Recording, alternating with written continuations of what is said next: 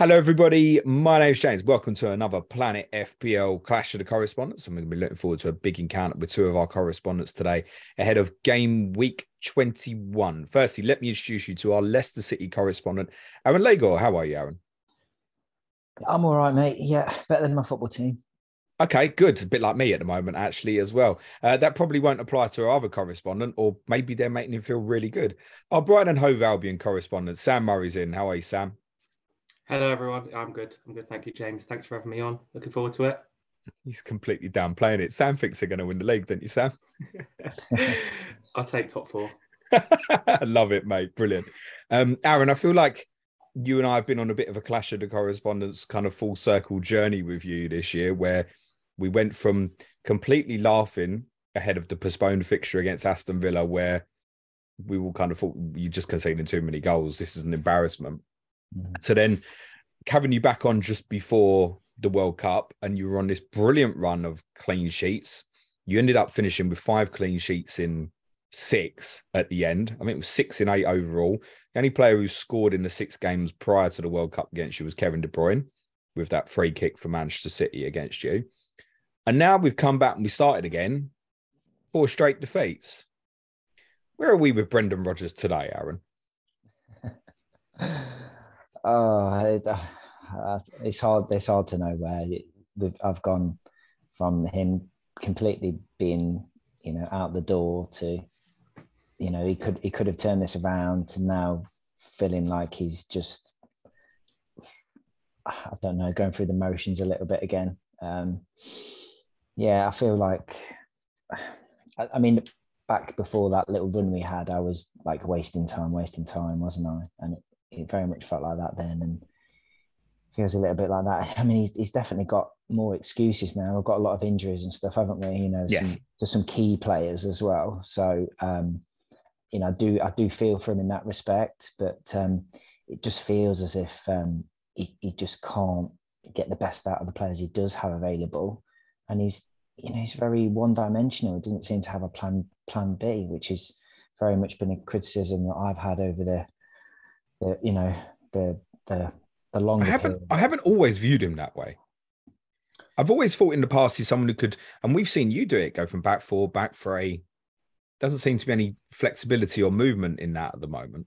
No, and I don't know whether that's just him being very stubborn, because he's maybe trying to force things in the transfer market that he's obviously come out and said that he needs. But I don't know. Again, it's when they ask him about, we got any news on any signings, Brendan? And it's like, well, the club will tell me if there is.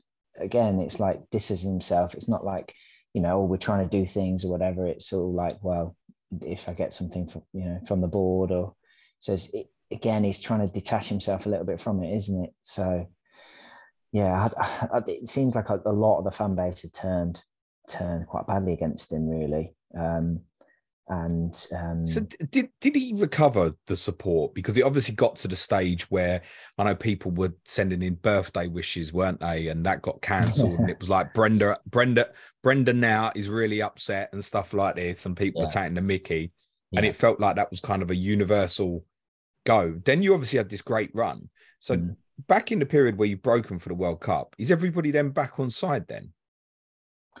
I think you come back from the World Cup and you've got to be, there's an air of optimism about how we obviously finished before that World Cup break. And obviously we didn't lose many players to the World Cup. We lost, Maddison and a few others, but there wasn't that many that went away with the squad. So that should have been a good time for them to kind of take stock and work on things. But I mean, we've come back and we've had very difficult games. Our fixtures have been tough. I don't think that should be downplayed, but I think even some of the performances haven't been bad at all. I mean, Liverpool away, we absolutely dominated in that first 40 minutes. Yeah, you were really good. And, going in at half time, 2-1 down was absolutely unbelievable. 2 absolute moments of sheer class, I suppose, however you want to describe it. But honestly, we were so on top in that game. Liverpool were poor, don't get me wrong. But, if we'd have gone in at 3-0 up at half time, I don't think it would have been, a bad reflection on the game. But the Newcastle match was poor, wasn't it? We never started so poorly. We finished after 10 minutes, basically, weren't we? Absolutely. And then obviously 3-0 down after half an hour. So that doesn't help things. Morale after that is obviously going to be a bit on the floor. And then obviously now we've got the injuries piling up, which hasn't helped things. So it's a bit of a perfect storm at the moment. There's a lot going against us, as well as our own failings, really.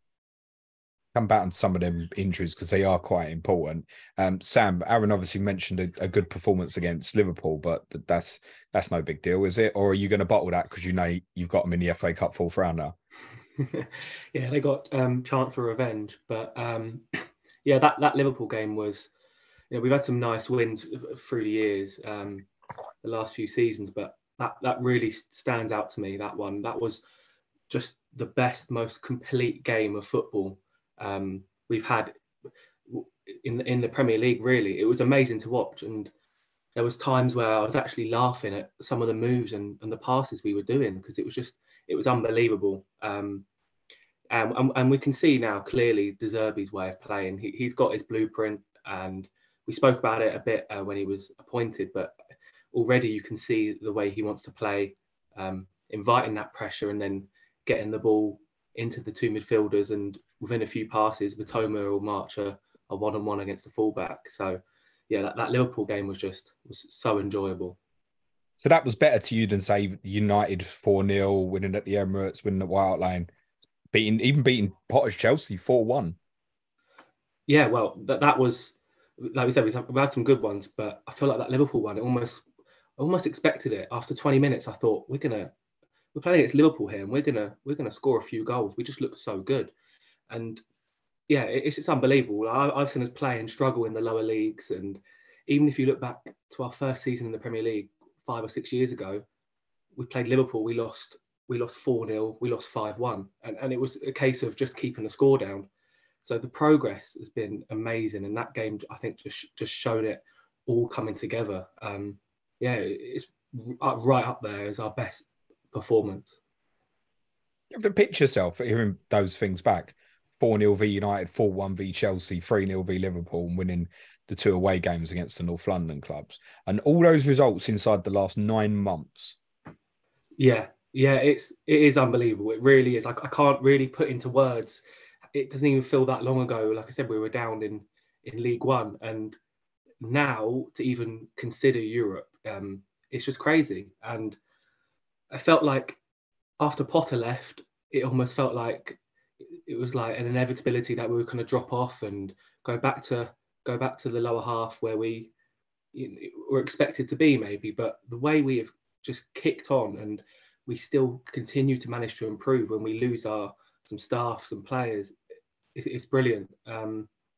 Yeah, and I'm enjoying it. I'm just enjoying it. I'm trying not to get too far ahead of myself. I'm quite a realist, bordering pessimist with Brighton. It feels like I know what Brighton are like. It feels like we're due a 3-0 loss at some point, but you've just got to enjoy it. And I was smiling throughout that whole Liverpool game. It was amazing. Good. It's nice to hear, because my team's bloody depressing me. And as I said to you before we started, it probably was until all them noises that were on BBC on Tuesday night. The highlight of my week was watching yourselves against Liverpool on Saturday night when I watched the game back, mate. The manager, and I should say as well, you won at United in game week 1 as well. So, yeah. I mean, incredible results you've had in some of the big games. Talk to me about De Zerbi, mate, because there were a few after the first few games. I think I want to say you had 3 games in a row you didn't score. Tottenham, yeah, Brentford, and Nottingham Forest, I think. Yeah. And they were all really frustrating games, I think, for Brighton fans. And obviously, the Chelsea game was straight after that. What was the initial reaction amongst the fan base to De Zerbi sort of after the Nottingham Forest draw? Well, I came on the podcast after that, didn't I? Around that time, and it just felt. I think it was just quite deflating. I think everyone, after the start we had, and with Potter, everyone was still a bit annoyed about that whole situation, and it felt like a bit, especially after that Forest game at home, and we drew 0-0. A bit more of the same. We had a lot of the ball, but just couldn't score. So it's just one of them. You get a bit worried, but I mean, it hasn't taken too long for it all to click into place. And I mean, De Zerbi is so likable. The whole fan base now loves him, and there's players coming out saying how much they're enjoying working with him. Yeah, I love the way we play, and I didn't think we'd be able to upgrade on Potter. I thought it would. It's a difficult job for De Zerbi. I thought there's no way he can improve on that, but he's built on it, and we've got better. We've got more ruthless. I think that is the key thing. We've got a lot of the ball. We're creating chances, but we're actually finishing them off now, and we've scored so many goals after years of underperforming XG. To see us score 3 goals, then 5 goals, and 4 away at Everton, it's just it's good. It's good. So 12 goals in the last 3. What's other than the ruthlessness and the finishing of chances? What has he changed from Potter? What's different about on the pitch? It feels like he's just put a bit of confidence into these players, like Solly March, who went 2 years without getting a goal or something like that. It feels like he's just got these players believing they can score. And I mean, the main thing is he's brought in his system, and the players are just fair play. The players that Potter brought in and Potter had playing for him do suit the system very well. So it wasn't too big of an ask, but just the way we play with the centre backs, holding onto the ball and just baiting that press in, getting the opposition to try and close them down. Obviously, that can be a bit risky because that limits the space nearby, but it's those quick passes with technically brilliant players we have, which helps. And we're just getting more out of the attackers, especially the wide players. They're so important in this team, and we're scoring goals. I hope it can continue. I think we're overperforming a little bit now, which is nice, but don't say that, Sam. Maybe listen, you underperformed for years. Maybe you'll overperform for years, mate. Would you? But yeah, it's just, and De Zerbi is just a winner. He is a winner.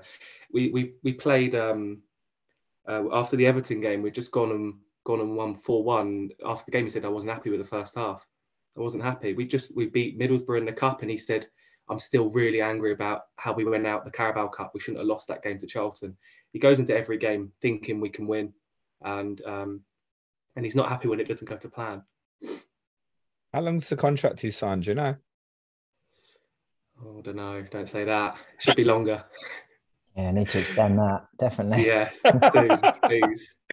I just think, I mean, I know most of the listeners will probably listen to the pod Monday. I'm just so massively impressed, and I'm not going to tell you that my eyes aren't on Sam, but I also feel terrible saying that because we obviously spoke after Potter went about it feeling like, unfortunately, you get poached, but unfortunately, it's probably the reality again, isn't it? That, I mean, if you continue like this, it's not going to take long for people to go, yeah, how much for your manager, mate?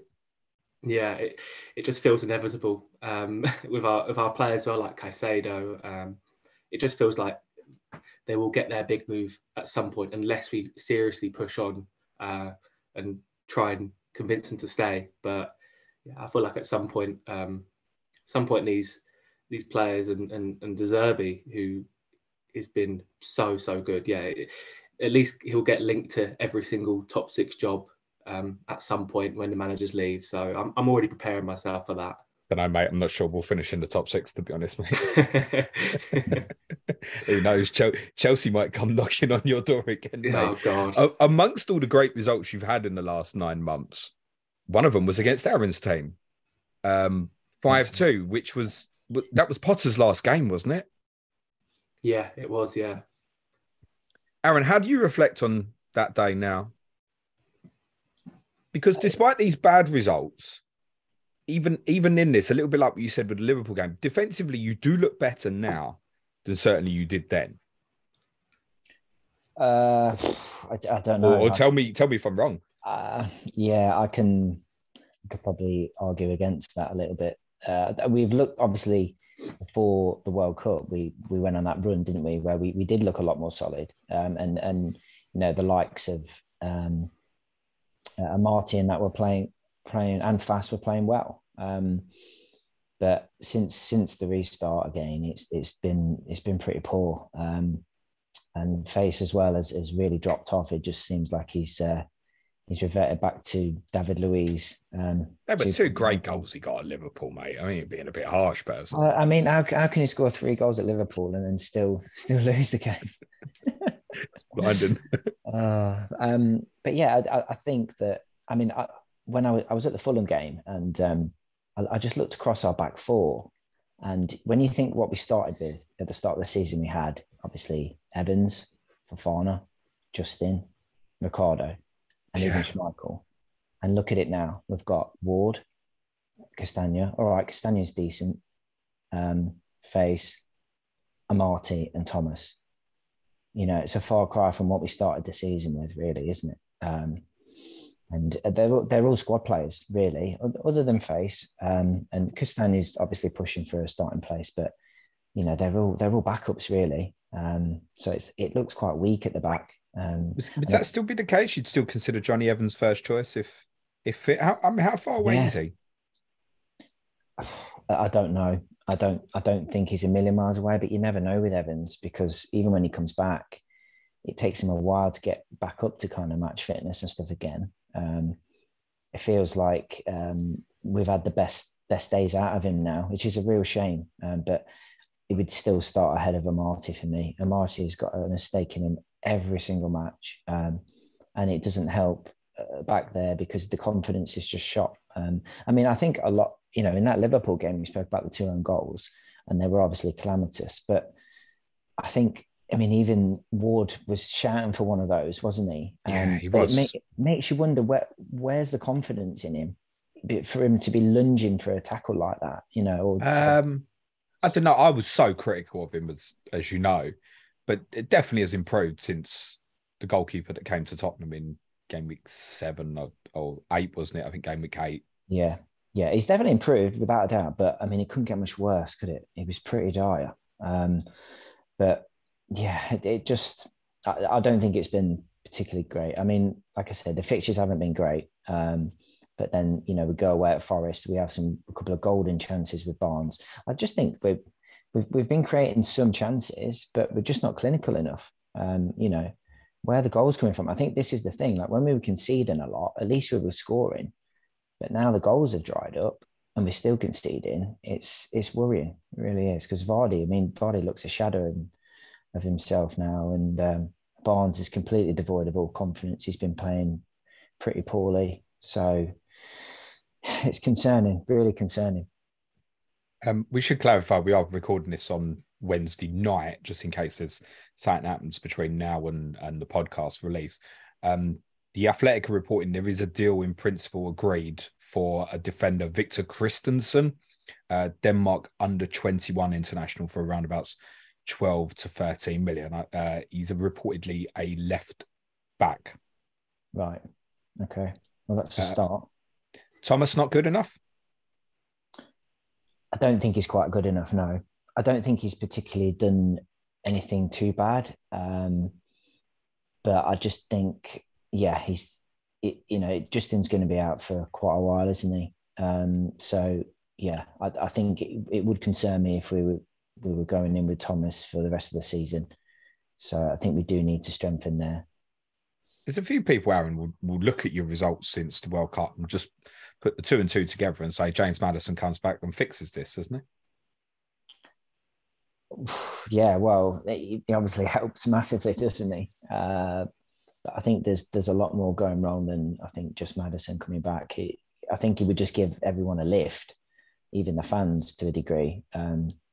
But there's a lot going on at the moment that just isn't right. I mean, we've got a lot of players running out of contract at the end of the season, haven't we?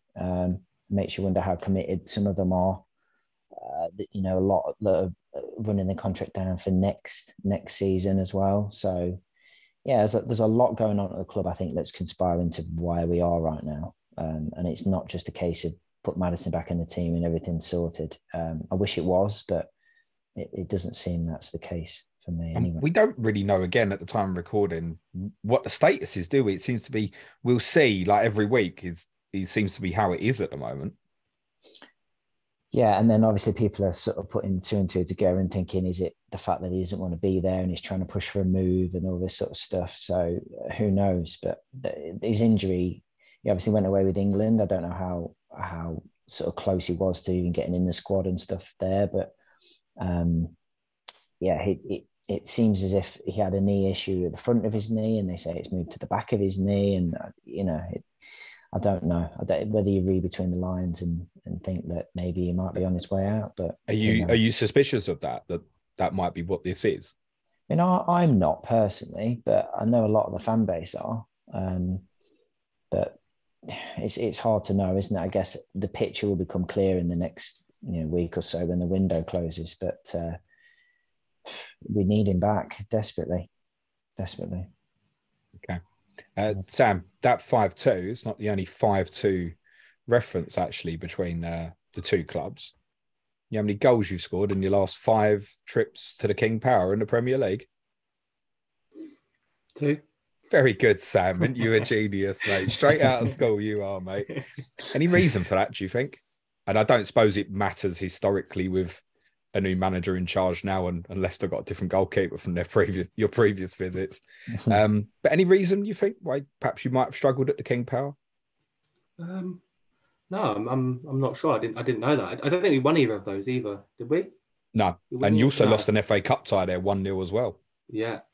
So no, I'm not sure. I suppose it's just one of those teams that we have a few that we just struggle against, but hopefully we can get more than. You'll be fun this weekend, mate.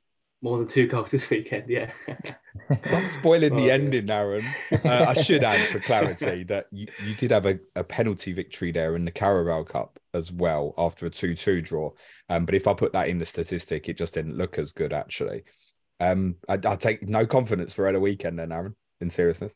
No, not at all. Not the way we're playing and not the way Brighton are playing. Well, I was going to say, is that more because of you or because of them? Both, I think.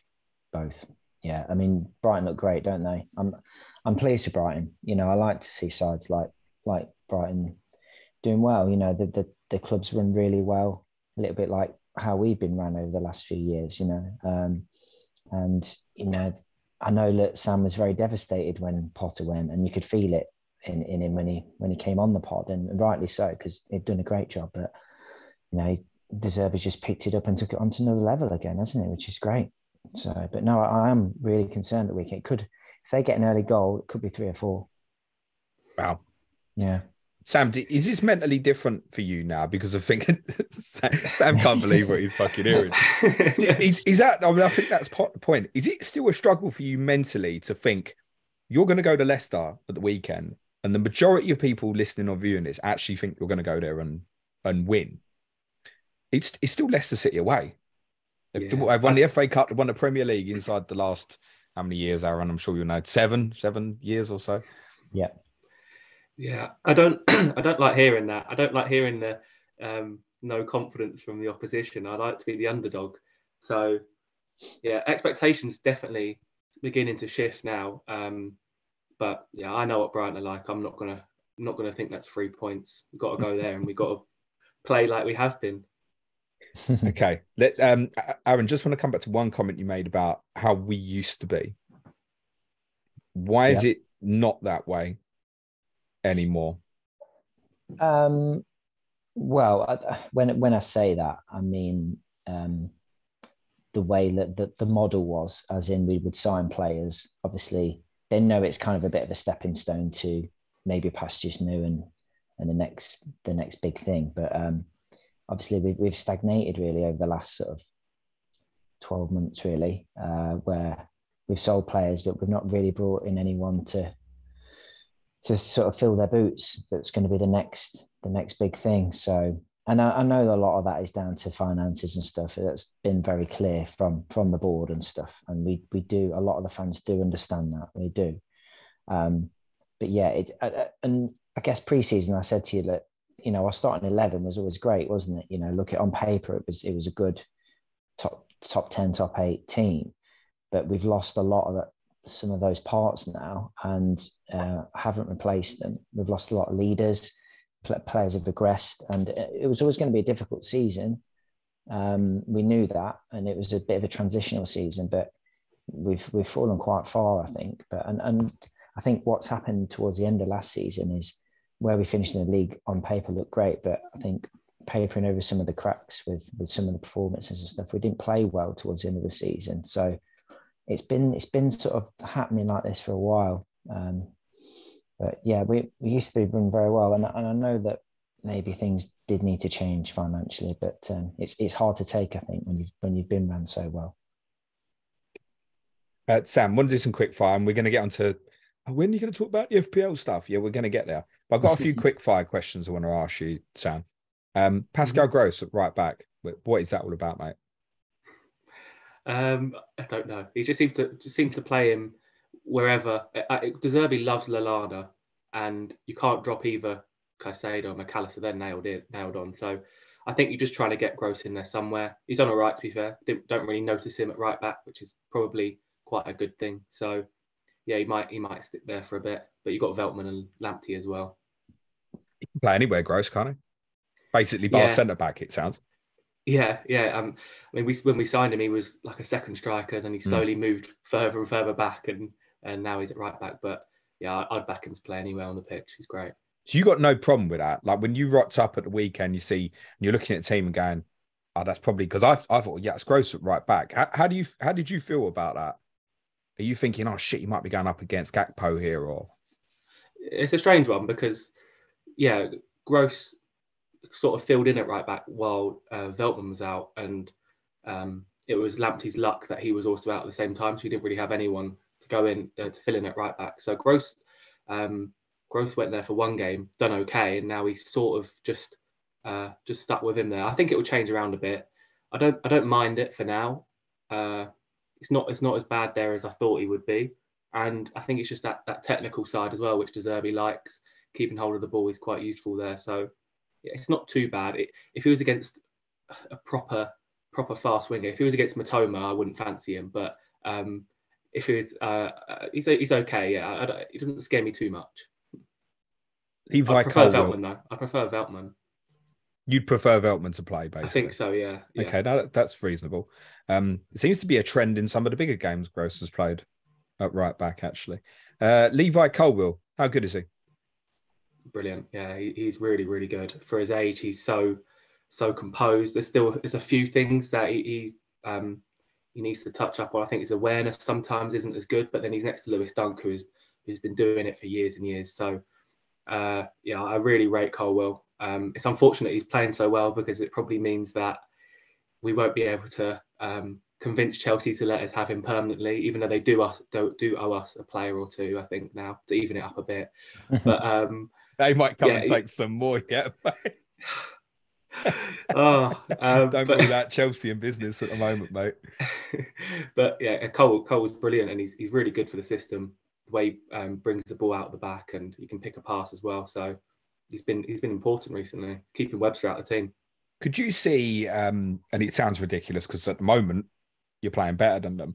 But if Chelsea got back to where we'd expect them to be, do you think he could be good enough to play centre back for them? Yeah. It's a strange one because they've just signed another centre back. Badiashile, yeah.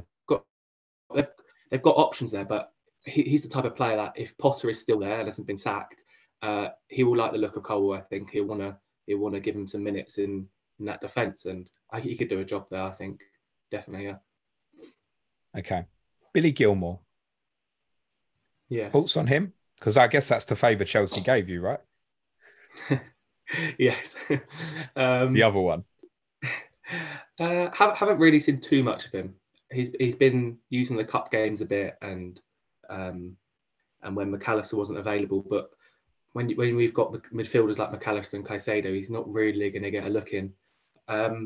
He's been okay in the cups. He's sort of that player that he will do okay. He doesn't stand out. He collects the ball, passes it sideways a bit, but yeah, he's been all right. He's a good backup to have. I think he's a good player to have on the bench, but yeah, hasn't played as much maybe as you'd have thought if Potter was here still, maybe. And Dennis Undav, who was a player we spoke about quite a lot in pre-season, understand he's not really impressed. Is that fair? Yeah, Undav's a strange one because every time he's actually been on the pitch, he's looked all right. He's a bit of a handful. He's really strong, and his finishing's been good. He's got a few goals when he's been on the pitch. Yeah, but it's obviously maybe stimming in training. They see him every day. He just hasn't played anywhere near as much as I thought he would. And if we didn't have loads of strikers, so if he's not really going to get in the team in the last 3 months, I can't see him getting the team anytime soon. He's been linked away a few loan moves. I think it's probably useful to keep around for us, but now we've got Ferguson breaking through as well. Can't see too many minutes for Undav. And you've got a new midfielder, which FPL have priced up today. Facundo Buonanotte. Am I pronouncing that right, Sam? How's my lingo there? Yeah, sounds good. What do we know about him? Given a price of 4.5, I guess that's suggesting deeper midfield player. And do you expect any involvement for him between now and the end of the season? I think he's off to some sort of tournament soon. So not anytime soon, but it's just another one of those typical Brighton signings. Some youngster from South America, but we paid a lot of money for him, I think, actually. And he's so highly rated. I think his manager compared him to Messi. So not too got no chance. Can we just have all your scouts and whatnot? But I think he's probably the next McAllister.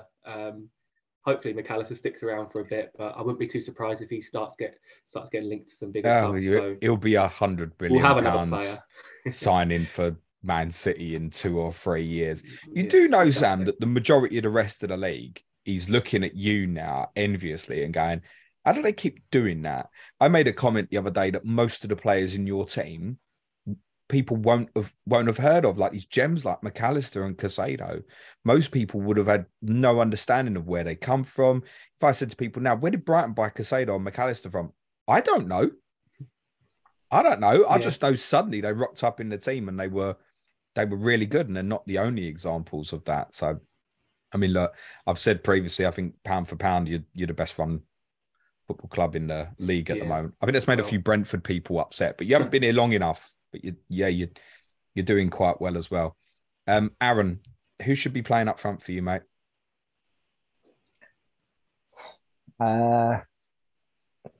Probably Daka, but I don't know. There's not really. You mean the guy that you were 2-0 down at Nottingham Forest at the weekend? He didn't even bring off the bench. Oh, there you go. It says it all, doesn't it? I mean, well, I don't understand that. No, probably Iheanacho. But then again, as we've said, he needs a partner. So yes, he does. Brendan's wedded to this system where he can't fit him in. So I really thought, I can't remember what game it was, but I really thought you're going to go to a diamond here. It was one of the games since the World Cup. I thought you're going to go to a diamond here and he's going to get in the team and it will be a chance for him. Didn't happen. We've had this theory for a while, haven't we, about he needs partners and stuff. He feels like he must be one of the most harshly treated players in the league when we consider how well he finished. I'm trying to even work out what season it was now. Was it the 2021 or 21-22? 21-22, I think. Yeah. No, it's not, is it? It's 2021, wasn't it? He had an incredible finish to the season. It was like new season started. You're out the team again. Hardly get a look in. Yeah. He's still there. He doesn't seem to be causing a fuss or anything. What do Leicester fans make of that?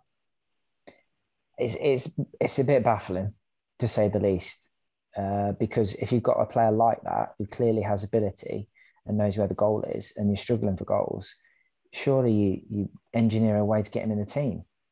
But Brendan doesn't seem to want to do it, and I don't understand it. Doesn't make any sense. So, and if he's doing what he's doing isn't working, then try something different. And Kelechi can be part of that, but I don't get it. Vardy, how's he playing? Looks a bit lost, to be honest. He's not being helped, obviously, with some of the people around him.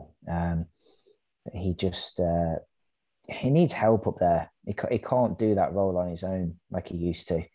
Yeah, he's still mobile, but not as mobile as he was. I mean, the speaking back about Kelechi, when they did play up front together in that diamond, he looked great. All right, he was becoming more of a provider type role for us, but he looked reinvigorated in that type of role. So, it feels like he's just I mean, like with anything, he wasn't going to go on forever, was he? But I don't think the team's particularly helping him. He obviously still knows where the goal is, but he's been very goal shy this season, has he? With the limited minutes that he has had, so that's not helped his case. But yeah, it's a shame. It's a real shame. Yuri Tielemans played a little bit more of an advanced role. It looked to me like at Forest at the weekend. Is that something you think we could see more of, or is that dependent on him still being your player come game week 22 and B, Maddison's fitness? Yeah, I agree with that. I don't necessarily think that's his best role, to play like more of an advanced role. I think he's very much better as like a number 8 really, as a double pivot with Ndidi. But I think it's just down to personnel why he played that position. And he has been the one of late that has looked like he could get on the ball and make something happen. Very much did in the Fulham game. It was all going to come through him if we were going to get anything that match. And he still looks like he's sort of putting it in for the team. But yeah, I agree with that. Yeah, and he's got a quality, hasn't he? You know, no doubt about that. But like him as a player, I think he's had a really difficult 12 months or so. He really struggled in one of the games for Belgium at the World Cup as well, actually. Do you think he'll still be your player in a couple of weeks? Because he's obviously got 4 or 5 months left on the contract. Yeah, I think it all depends on how desperate they are for the money, and if an offer comes in that they can't refuse for him, I suppose. But then why would you pay big money for him now when you can get him for free in a few months' time? So, yeah, I like to hope so, because we could really do with him if we're going to sort of avoid this scrap down the bottom there. But I guess it does depend on the money side of things. But yeah, it'd be a shame if we were to lose him now. Yeah, agreed. Go on then. We'll talk about something to cheer you up a little bit more then, Aaron. Go on. What FPL asset do you want to ask Sam about most? Well, I guess Solly March or Matoma. It seems to be the question. But are we overlooking McAllister? I don't know. Who would you pick, Sam? Well, yeah, that's the big debate. I think we knew some options would emerge at some point, and I think you can now make a case that the top 3 midfielders under 5.5 million are all from Brighton. You compare them 3. I think McAllister's probably not the. I probably wouldn't put him up there with Matoma and March. De Zerbi said during the World Cup he would discuss positioning with McAllister a bit because he was doing so well in that more advanced position at Argentina, and McAllister definitely prefers that position. But unfortunately for him, he's equally good playing a bit deeper, and he's been really good there. So I think that a lot of that depends on whether Lallana plays, and De Zerbi loves Lallana. So I think if Lallana plays, McAllister will be a little bit deeper. So I'd probably go for one of the wingers. And I mean, you look at the wingers, it's such a difficult. It's not a. He's going to bottle it, everyone. He's going to bottle it. Yes. Well, get both then. That's what you're saying. That's the answer. I'm not sure if it's worth worrying about too much, because I think they're both really good options. It's similar to Saka versus Odegaard. You could probably debate it for ages, stuff like that. And if we keep attacking and keep scoring goals that we have done, returns should follow. Matoma is brilliant. He's easy on the eye. He's just such a good player. He's a proper dribbler, fast, and I don't think we've got many of them left in the Premier League these days. He's just so good to watch. He's the type of player you want to own in fantasy football, and he's so cheap, 5 million. But even that is higher than the actual price we paid for him. So I think the models seem to favour Matoma, but then you've got Solly March, who's in the form of his life. With March, I've watched him for 10 years now, and I've never doubted his effort, and he's obviously got the quality, but I've many times over 10 years, I've doubted his end product. I think that goal on Boxing Day against Southampton was his first in the league for 2 years or something like that. And he's always been a good squad player. He's made it through 5 or 6 managers now. He's obviously got the quality. But under De Zerbi, he's just really, really kicked on. He's got the confidence now, and De Zerbi said that he believes he can score more goals and help out the team. So I hope he can keep the form up. If I had to pick between them, I would lean towards Mitoma personally, just because he's so much more fun to watch, and I feel like I trust him more to keep it up, keep it keep the consistency Sam, up. But most people don't care about fun. They want fucking points, mate. Come on. It's why my rank's so bad this season. But if your rank's bad, you little genius, we're all in trouble with your history. If there's one of them you prefer though to the other, then there's no correct answer right now. It really is just go for one of them. I'm not sure if it's that blank in 25 that's annoying me. Possible blank, I should say, in 25, mainly because I want to book my hotel and tickets for Newcastle, but also because if you're buying a midfielder from Brighton now, it could get a bit tricky down the line. But if you're looking at the fixtures ahead, then you want one of them midfielders, go for it. There is a possibility, as I've spoken previously, and it's really interesting because in 25 currently, it's possible for Brighton to blank. It's possible for Brighton to have a single, which might not even be Newcastle, but could be single. And it's even possible that Brighton could double in that game week. That eventuality would mean you'd have to lose to Liverpool in the FA Cup fourth round. But it's all on the table at the moment. And this one little extra week is going to give us a real lot of information, I think. Let me ask you then, Sam. Have you got either? No, not right now. So which one are you going to go and get? If I had to, I would go for Mitoma right now. Are you saying you have no intention of getting them? I'm not sure. It's probably top of my list of potential moves. If I don't, I'll probably just roll a transfer this week. But don't want to jinx they'd be coming in for Andreas. So it's just one of them. It's a difficult one. I don't know if I'm putting too much weight on worrying about what's happening too far in the future. And I look at the fixtures, and I've seen Mitoma play for the last few weeks. I feel like maybe one of them I should just do it and hopefully enjoy the points. Solly March has scored more goals since the World Cup than he scored in his Premier League history prior. Yes. Which reminds me of someone, Almageddon and all that. Miguel Almiron. Is this like the second coming within a season? It's Almiron all over again. Is that what this could be with Solly March? Because his return since the World Cup, 13, 1, 11, 19. It's slightly ridiculous, that, Sam. Yeah, I don't know. I don't know what De Zerbi said to him, or he's a different player now. I think this is probably where, in this decision between Mitoma and March, maybe being a Brighton fan is gonna hinder me a little bit. Like I said, I've watched him for 10 years, and he's been so frustrating. The amount of chances he'd miss, and he's been nothing.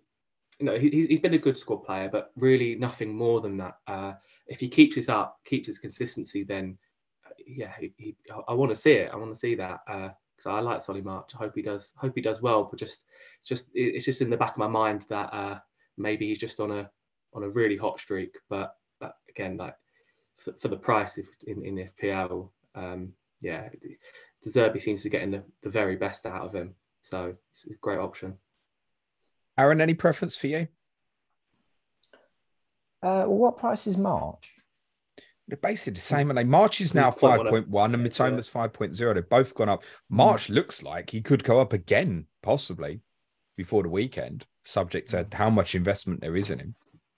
I guess it's very difficult to split them, really.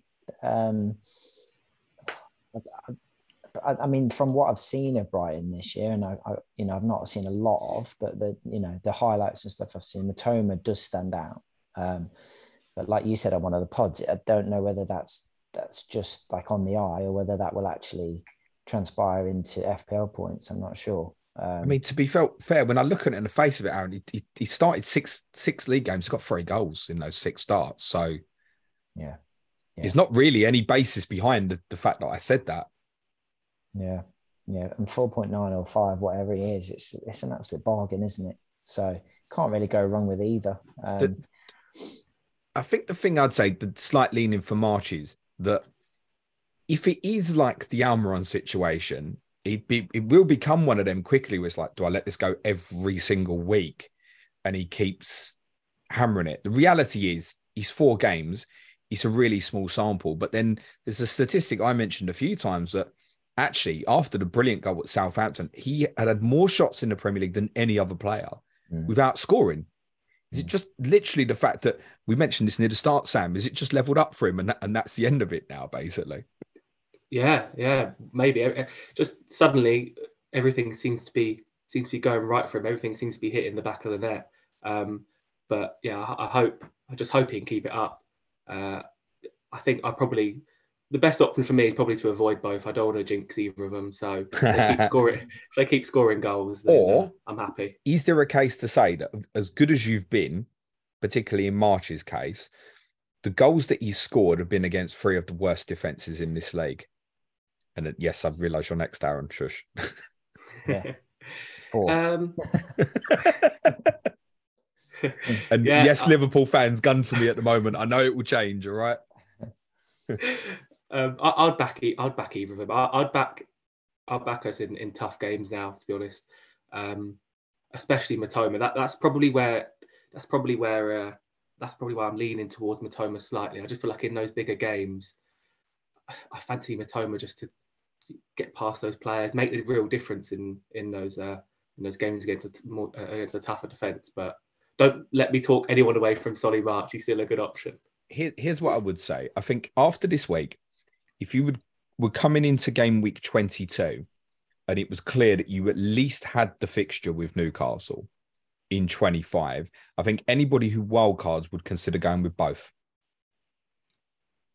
Yeah. Just because the run of fixtures is good, mate. Bournemouth at home, Palace away, Fulham at home, sure, Newcastle, but even then afterwards, West Ham at home, Leeds away. And we know that you've got fixtures with Bournemouth, Palace lingering that could go in at any time. Yeah. And therefore, that at some point, and there's no guarantee this will happen before, say, even the March international break, but at some point, it's going to be, there's a Brighton double.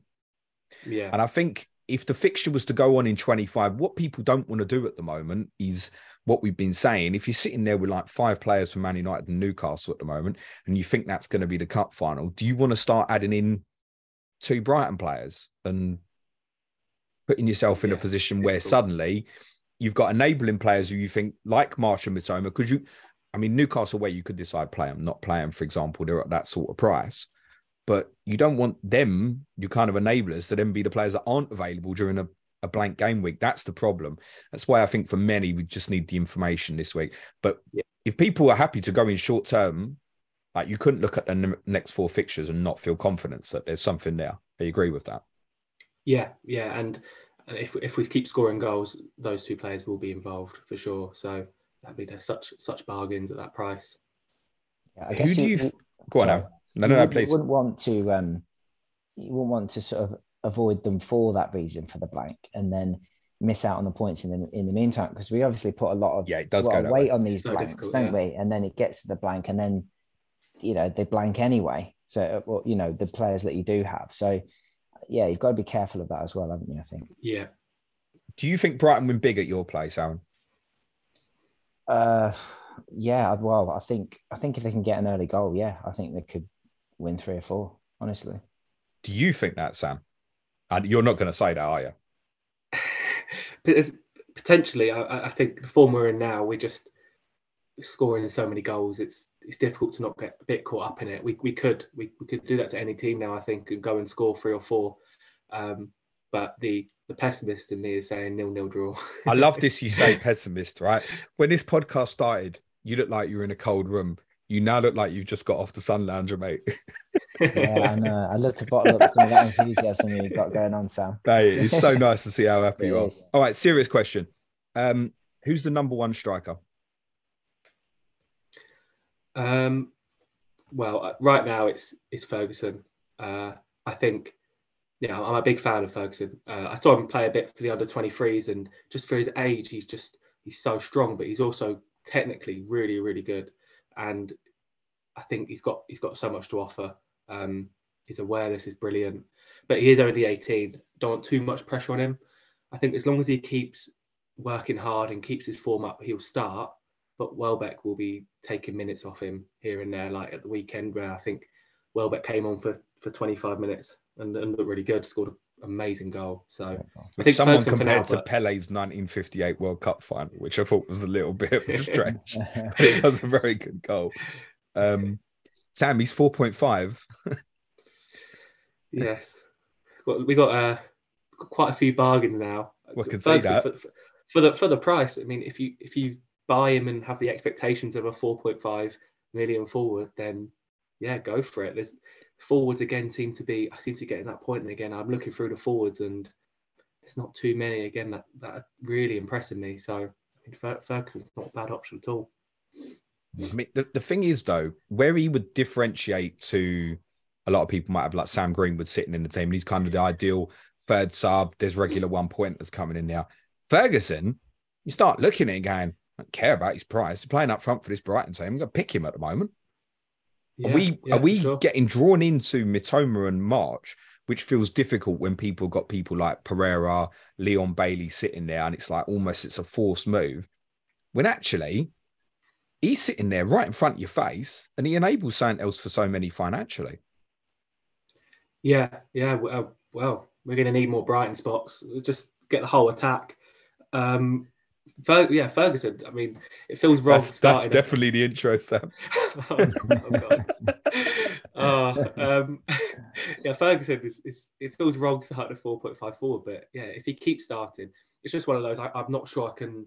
I think he will keep starting, but you can't guarantee those long-term minutes. Maybe. So it's a tiny bit different to the Wiggers, but yeah, if he keeps playing like he does, I really like him. 18 years old as well. We've got a really good player there. Right, okay. This one might be a bit more difficult for you. Triple threat question. Dunk, Estupiñán, Colwill. Which one of these defensive enablers? I would say I'd probably go for Estupiñán right now if I had to choose. We're not keeping many clean sheets now, but the defence is actually playing really well. And they're a big part of our build-up play now, of course. But naturally, when you're a bit more risky, a bit more attacking, you can see there's a few more chances. But I think Estupiñán's the one that stands out for me. He's really settled in now, and he gets forward a decent amount, and I'd say he's pretty nailed. Dunk, of course, always a safer option, a bit more expensive. And I think Leicester and Bournemouth are next two, not great at defending set pieces, so could get a chance there. But at the same time, I can't remember the last time we scored from a corner, to be honest. So, yeah, Estupiñán 4.5. Estupiñán 4.5. You're playing bloody Leicester this weekend, mate. That's blinding.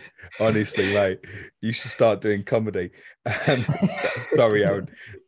I'd mentioned a few times with Estupiñán that I was a little bit concerned about his minutes, and that was coming from the starting period with De Zerbi, where it was 75, 66, 45, 0, 24, 90 minutes against Chelsea, which was the first win. And since then, he's basically played the whole game bar 9 minutes against Wolves late on. Yeah. So now it looks assured. So I'm in agreement with that one, I think, Sam. For those who only had 4.4 for whatever reason, is Colwill too risky? Like, can you see Adam Webster coming back in? Yeah, it probably is too risky. Colwill's been great, but I'm not sure. Yeah, Webster's a more than capable player to have on the bench. He'll be there ready if anything goes wrong. So probably slightly too risky for me if you've only got 4.4. But yeah, Estupiñán at 4.5 is probably the one. Can I take Adam Webster on loan if that you're not? Yeah, can we have it? I think we'll keep hold of him for now. It just shows how far you've come though, Sam. Like Webster, you couldn't win a game without Webster at one point, could you? Yeah. And look at it now. Yeah. So has he been out injured? Yeah, he missed a bit. He was out for a little bit with injury. Colwill came in, and Colwill's been brilliant since. It could be a case of Webster could come back in. If Colwill signs a big long-term contract at Chelsea and Chelsea make it clear that he's in their plans, then maybe it's one of those where Webster comes in because we don't want to keep, it's a loan play. It feels a little bit different starting Colwill every week, but when he's helping us up the table, he's doing really good. So I think for now he keeps his place. If McAllister was to play higher forward, I know you said obviously De Zerbi really likes Lallana. What does that take? Who does De Zerbi have to feel comfortable with that can play either next to Casado or like McAllister played at the weekend, kind of a little bit more advanced, but also withdrawn at other stages? Who does that player need to be? Does he trust Gross in that position, for example? Yeah, I think it would be Gross. Yeah. He's, like I said, De Zerbi loves Lallana, but he's made it clear that Lallana can't play much more than 60, 65 minutes a week. So I think that substitution we saw at the weekend, it's happened a few times now, where Veltman comes in for Lallana. Veltman goes to right back. Forward. Yeah, Gross goes next to Caicedo, and McAllister goes a little bit further forward. So I think that's something we can start with, or something that we can change to during the game. So Caicedo and Gross behind McAllister will be the way that works. Yeah. Right, Aaron. Not to leave you out, what Leicester players should we be buying at the moment, mate? Absolutely zero. Next 5: Brighton at home, Villa away, Tottenham at home, United away, Arsenal at home. Concerned? Massively. Yeah. Where's the next win coming from? Well, the way we've eulogised about Brighton is inevitably this weekend, to be totally honest. I would... Tough to see it, if I'm totally honest. You're capable of beating Brighton at the weekend. But I think with the injuries you've got out at the moment, it kind of feels tough to foresee that, to be totally honest. Yeah, when we've got the likes, Dewsbury Hall being out is massive for us, because not only does he cover so much ground on the pitch, but he drives us up the pitch, just gives us energy in the team. And without him, we haven't got any.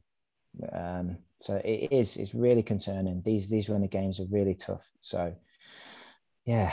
If you look at the flags on the FPL website at the moment, it's 4 defenders, 4 midfielders, and if you put that together, that's back 4, midfield 4 is mid-table Premier League quality. Yeah, I would say, if you put it on a football pitch. Yeah. So that's obviously really restricting you at the moment, and it's certainly a little bit of an excuse. And obviously, Maddison's been so key throughout the whole sort of last 12, 13, 14 months for you, that's a particular blow. But I do have a serious FPL question for you, Aaron. Yeah. Danny Ward. Are we starting him this week or not? This will be a debate for a lot of people. David De Gea goes to Arsenal, assuming he made it through the Crystal Palace game without injury. Kepa goes to Liverpool. Yeah, I know. And I've got Kepa and Ward. And at the moment, I've got... You're going to play Kepa, aren't you? Yeah, I've got Ward bust in the team, but... Good. It might change. at least Kepa might be good for some save points. That's true. To be honest, I just used the analogy of if I thought Chelsea or Leicester were going to win 1-0 at the weekend, who was the more likely? And I actually think it's probably still yourselves. Because I think clean sheet at Anfield for anybody at any time is particularly difficult, to be honest. So, yeah. I just can't see Brighton not scoring. No, I agree. But I think Sam's seen enough over the last few years to know that if you get an early goal, they're well capable of having one of them days. I mean, it's not that long ago. How many shots did you have at Brentford, Sam? We had loads of games like that, yeah. And admittedly, Aaron, David Raya had a bit of a weldy that night. And Danny Ward probably doesn't save all of them, but it's not beyond reason. It's only 3 months ago, Sam, you had them 3 blanks in a row. And that's not to put anybody off buying Brighton players. Yeah, I think I'll probably start Ward this week. Me not having Brighton players at the moment, Sam, is a problem, but I think it's more important for me to roll a transfer this week. I think I'm in the same But I think, to be honest, I think the one that's the most likely for me, actually, the following week, I think actually is Estupiñán. Oh, yeah? Yeah, I that's part of an enabling of money and probably like a Cancelo downgradement, for example. He's possibly the most likely for me.